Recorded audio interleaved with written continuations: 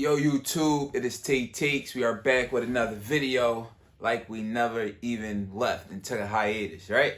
But this one is going to be on the Lakers, what they got going over there, how can they build to be the team that they want to be, and can they ultimately get to the NBA Finals and finish it out, right? If you ask me, I think they are actually competitive this year. This year, they actually have a shot. This year, they look like the team that they probably thought they was going to be last year. Last year was a total disaster. I don't think anybody believed that could have actually been a team that goes all the way to the finals. I don't believe Brian believed that. I don't think Pelinka believed that. I don't think Russ believed that. I don't think AD believed that. I don't think anybody believed that besides the delusional LA Lakers fans.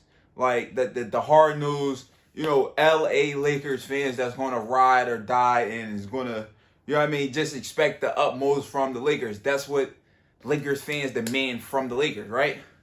But they got three guys. It's three reasons that I think they'll be better this year. And they're going to put themselves in they're going to at least make the playoffs. And I think they can even be dangerous in the playoffs. Like I said, a lot like the team that we expected, or a lot of people expected to see last year. I think we'll see them this year, especially if they stay healthy, right? I'm going to give the three that I think, that the three reasons that I think that they will be able to, be that team.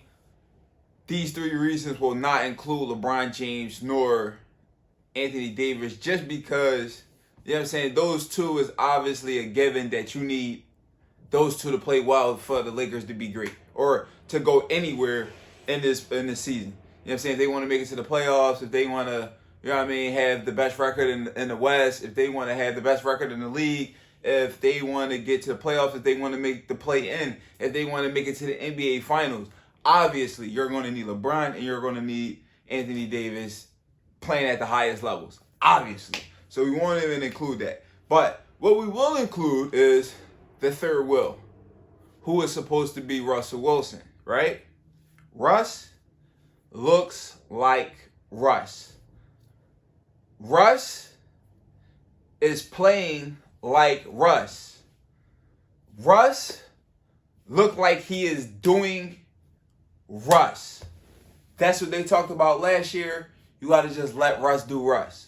You got to let Russ just be Russ. I don't think I think the coach, his name's not coming right to the head right now, but I think he has a huge touch on what's going on with Russell Westbrook and why Russell is playing with such extreme confidence, because that's what I'm seeing. I'm seeing a guy who is very confident in himself, and I'm seeing a guy that I've seen before. The guy Russ I seen last year was a guy that I was not familiar with. Because although he said he was confident and although he said he wasn't wavering, he absolutely was. You know what I mean? And that's cool, that's okay. But this year, it looks like a much more familiar guy. Like he just looked like it looked like he's been playing basketball for the past 15 years in the NBA. That's what it looked like to me. That's what it looked like to me. It looked like he's been playing basketball in the NBA for the past 15 years and who's been a dominant player in the league. You know what I'm saying? Obviously at the third wheel role, which is exactly where he needs to be, especially in this point of his career. So, that being said, Russ looking more familiar and Russ being accepting of his role, and then not only being accepting but executing and flourishing in that role, I expect him to do so this year.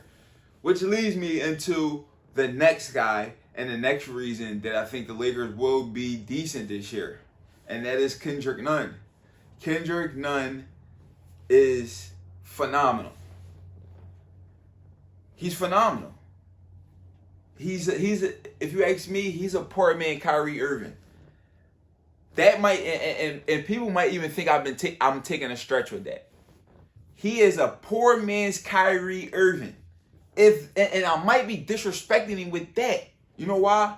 Because Kendrick Nunn is extremely talented. He can put the ball in the basket. He's a natural scorer. Like, he's the closest thing to Lou Williams nowadays. Like, but he's not coming off the bench. He's not a six man. He's a starter. It might 6-man role, if we had enough talent on that team, might be a great role for him. I think he was coming off the bench in Miami, but they're giving him a chance. They're giving him a shot to see what he can do in that starting role with, playing around 3 other, high caliber players. That's what he's not used to. He's not used to playing around a LeBron James, a AD, and a Russell Westbrook all at one time, because he's starting with all 3 of those guys. You understand what I'm saying? So he's definitely going to have to find his way and fit his way into the system and what they got going on over there. It was definitely disappointing to never see him step onto the floor next year. Obviously, he was trying to get his body right and make sure he was 100% when he came back onto the basketball court. That way, when he get back, he can do everything that he was able to do before plus more. And that's what I'm seeing right now. He's showing me that he can be at least the guy that he was before this year he took off. And that guy is putting the ball in the basket. He's a master at that. He's very great at that. He can put the ball in the basket from outside, deep, 3-point. He can do that. He can do it off the pass. He can do it off the dribble. He can penetrate into the lane. He can run a pick and roll effectively, if you ask me. And then he can get down into the paint and finish with the best of them as far as when it comes to guards. That's why I compared him to Kyrie Irving just about a minute ago, right? It's because he's so crafty finishing under the basket amongst the trees. He's good at that. He's underrated at. People don't even realize how good he is in the paint. Like, especially for a smaller guard. Kendrick Nunn might be 6'3", 6'4". Left-handers are usually crafty. Usually have a few signature moves that they go to. And Kendrick Nunn is definitely one of them. But he might be just a little bit more versatile with his finishing ability, because it's just so awkward. Which is what we're used to seeing from left-handers. We're used to seeing just awkward, unorthodox, just a style of play. And Kendrick Nunn definitely has one of those, and it's just very sneaky good. And I expect him to be, when it comes to points, in the same range as Russell Westbrook, if not better.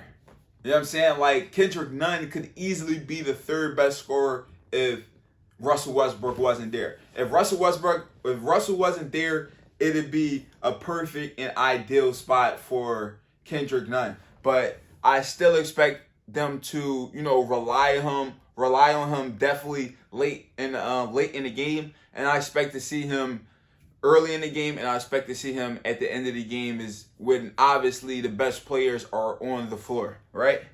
And last but not least, I'm going to transition into Patrick Beverley.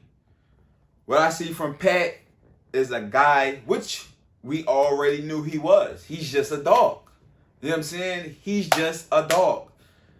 I'm going to make this nice and short. He's a fucking dog. You know what I'm saying? He causes havoc on the defensive end. He does the dirty work. He does what the other players do not want to do. He's coming off the bench. He's a player who's well worthy of fucking starting in the NBA. And he's already proven it. But when you got such depth at the point guard position, both of our guys are a little bit older, but they are very experienced, been in big games. And these are the type of players that LeBron likes to play with, experienced players. So when we get to the playoffs, we all know that's what matters most, and that's where LeBron wants to have the edge. So, like I said, I expect this team to look like the team that we expected last year. And let me throw one more point in there, right? Only thing I think they're missing right now is that experienced knockdown shooter. We need to have an experienced knockdown shooter. Somebody we can go to, somebody we can rely on in the fourth quarter, late in games, in the playoffs, that can make big shots and is not scared to make big shots. Kendrick Nunn is definitely going to be one of those for us. LeBron is definitely obviously going to have to be one of those for us. AD, if he could step up into that role, that would be great. But I expect Kendrick Nunn to knock down big shots this year. I expect LeBron to do so. And if we can just get that flat-out shooter, a guy like JJ Redick, if we could get him off of ESPN and get him on that Lakers squad towards the end of the towards the end of the season and let him round in shape for the playoffs, that would be ideal and most likely perfect for the Lakers. If they can't get him, they're going to have to find someone. They're going to have to find somebody. They did it pretty much without having that knockdown shooter. They had Danny Green, but we know his shot is not what it used to be. We're going to need a guy like JJ Redick. It's T Takes. Yo, hop in that comment box, like, subscribe. You already know what it is. It's T Takes. We out of here. Let's get it.